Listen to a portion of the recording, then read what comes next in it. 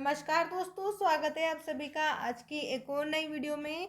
आज यहाँ पर मैं आपके लिए लेकर आई हूँ हाई सेकेंडरी वर्ष 2026 लेखा शास्त्र का पेपर। इस वीडियो में हम आपको कक्षा 12वीं लेखा शास्त्र का पेपर बताने वाले हैं। यहाँ पर हम सभी प्रश्नों को देखेंगे। सभी प्रश्न ध्यान से देखिएगा। चैनल पर पहली बार आए हैं तो सब्सक्राइब जरूर करें। हाई सेकेंडरी मुख्य वार्षिक परीक्षा का सेट भी हमारे पास है। क्वेश्चन यहाँ पर आपको इस तरीके से दिए हुए हैं। सही विकल्प चुनकर लिखना है। सबसे पहले सही विकल्प को ऑब्जेक्टिव क्वेश्चन दिए हुए हैं।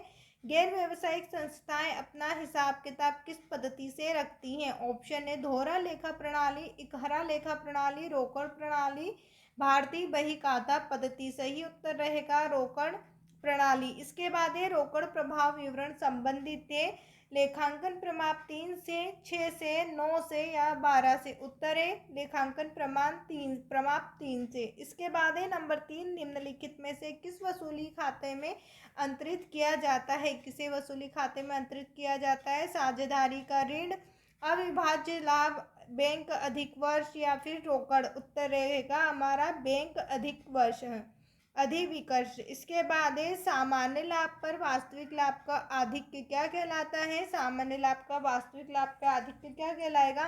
सामान्य लाभ, औसत लाभ, आकस्मिक लाभ या फिर अधिक लाभ। उत्तर है अधिक लाभ।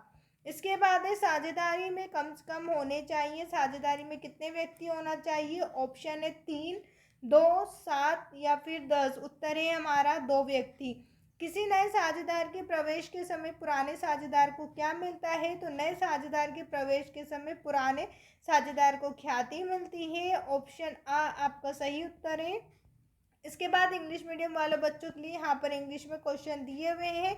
अगला प्रश्न यहाँ पर हम देख लेते हैं। प्रश्न नंबर 2 है जिसमें क्वेश्चन हमसे पूछा है रिक्त स्थान की पूर्ति कीजिए। 6 नंबर में रिक्त स्थान पूछे हैं। पहला रिक्त स्थान है विक्रय अनुपातों को अनुपात भी कहा जाता है। उत्तर रहेगा लाभ प्राप्ति। विक्रय अनुपातों को लाभ प्राप्ति अनुपात भी कहा जाता है। साझेदारी व्यवसाय में साझेदारों का दायित्व है। साझेदार व्यवसाय में साझेदारों का दायित्व असीमित होता है। नंबर 3, लेखांकन अनुपात तथ्यों की अवहेलना करते हैं। उत्तर रहेगा लेखांकन अनुपात गुणात्मक तथ्यों की अवहेलना करते हैं।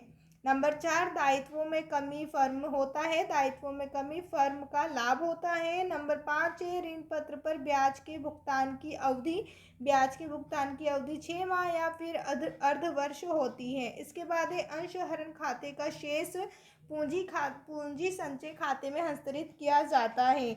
अगला प्रश्न है नंबर 3 जिसमें सत्य असत्य 6 नंबर में पूछे हैं। प्रीमियम एक पूंजीगत लाभ है। असत्य रहेगा एक अच्छी फार्म ख्याति को अपलिखित कर देते हैं। कथन असत्य है अपनी कंपनी में अंशधारियों का दायित्व असीमित होता है। यहाँ भी असत्य है। प्राप्ति भुगतान खाते में केवल पूंजीगत मंदे में ही लिखते हैं। असत्य है वित्तीय विवरण व्यवसाय की शोधन क्षमता के सूचक है। सत्य रहेगा कंपनी के छिट्टे को 36 रूप में बनाया जा सकता है। कथन असत्य रहेगा। ठीक है, अब इसके बाद अगला प्रश्न यहाँ पर है जोड़ी सही जोड़ी, जो हमसे 7 नंबर में पूछी गई है पेपर में। सभी प्रश्नों को ध्यान से ज़रूर देखें और साथ में हमारे इस चैनल को भी सब्सक्राइब ज़रूर करें। पहला प्रश्न है न्यूनतम अभिदान। न्यूनतम अभिदान जिसे हमें मिलाना है कंपनी की आधारशिला से याचना राशि जो हमारी रहेगी निर्गत राशि का 90% से कम। अति अभिदान आनुपातिक आवंटन हो जाएगा। समता अंशधारी कंपनी के स्वामी।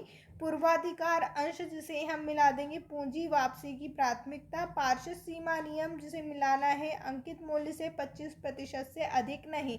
पार्षद अंतर नियम जिसे हमें मिलाना है आंतरिक प्रबंध संबंधी नियम। ये हमारी जोड़ी 7 नंबर की थी। इसके बाद यहाँ पर प्रश्न नंबर 5 में 7 नंबर के एक वाक्य में उत्तर हमसे पूछे गए हैं। एक शब्द या एक वाक्य में आपको उत्तर बताना है।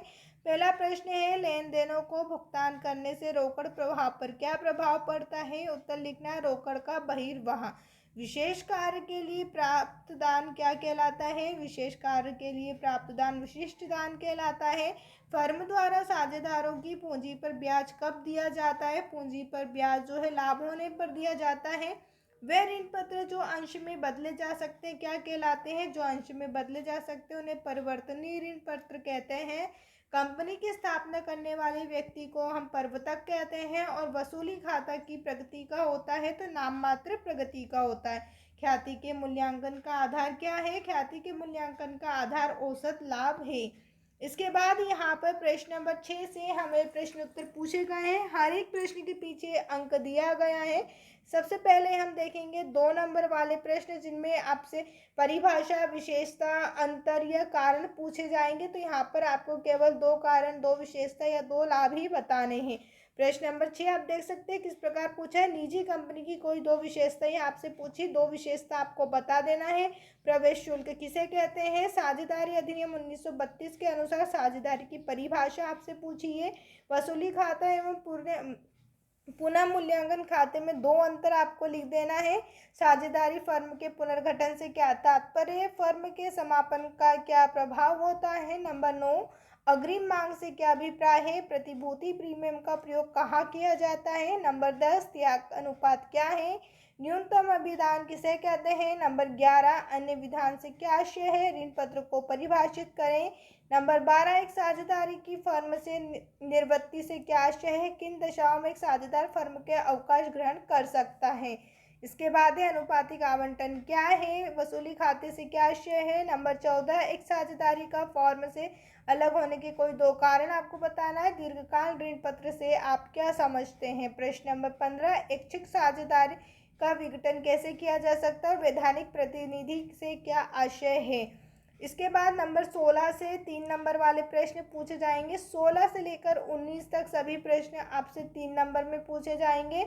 इन प्रश्नों के लिखने के लिए आपको 75 शब्दों की 75 शब्दों की शब्द सीमा दी गई है। तो यहाँ पर आपको ज़्यादा बड़े आंसर नहीं लिखना है। प्रश्न है, साझेदारी संलेख के अभाव में लागू होने वाले 3 नियमों को समझाना है। ख्याति मूल्यांकन की आवश्यकता क्यों है? नंबर 17, सामान्य लाभ और अधिलाभ में 3 अंतर लिखना है। एक साझेदारी के निवृत्त होने के 3 कारण। इसके बाद है फर्म के विघटन की कोई 3 रीतियां आपको बताना है। वित्तीय विवरण की कोई 3 उद्देश्य आपको बताना है। एक आदर्श वित्तीय विवरण की 3 विशेषता और न्यायालय द्वारा फर्म के विघटन की किन्हीं 3 परिस्थितियों को लिखना है। 3 नंबर का प्रश्न था। अधिकतर आपसे 3 चीजें ही पूछी गई हैं। इसके बाद प्रश्न नंबर 20 है, जिसमें 4 नंबर वाले प्रश्न रहेंगे। 20 से लेकर 23 तक यहाँ पर आपसे टोटल 4 प्रश्न 4 नंबर के पूछे गए हैं। त्याग अनुसार एवं प्राप्ति अनुपात में कोई 4 अंतर लिखना है। समतांश तथा पूर्वाधिकार अंश में अंतर पूछे हैं। सबसे ज़्यादा आपसे इस बार पेपर में अंतर पूछे गए हैं, तो सभी अंतर को अच्छी तरीके से याद जरूर करें। अगला प्रश्न है, उन मुख्य श्रेणियों का संक्षिप्त वर्णन करें जिसमें कंपनी की अंश पूंजी वर्गीकृत होती है। रोकड़ प्रभाव विवरण बनाने की कोई 4 उद्देश्य लिखना है। एक फर्म का औसत 25,000 है। सामान्य लाभ की दर से 10 की संपत्ति है 3,000 तथा दायित्व 1,25,000 है। अधिलाभ के 2 वर्ष के क्रय के फर्म आधार पर ख्याति का मूल्य ज्ञात कीजिए। इसके बाद अथवा में आपको प्रश्न दिया हुआ है। अगला प्रश्न है नंबर 23, जिसमें आपको यहाँ पर दिया हुआ है।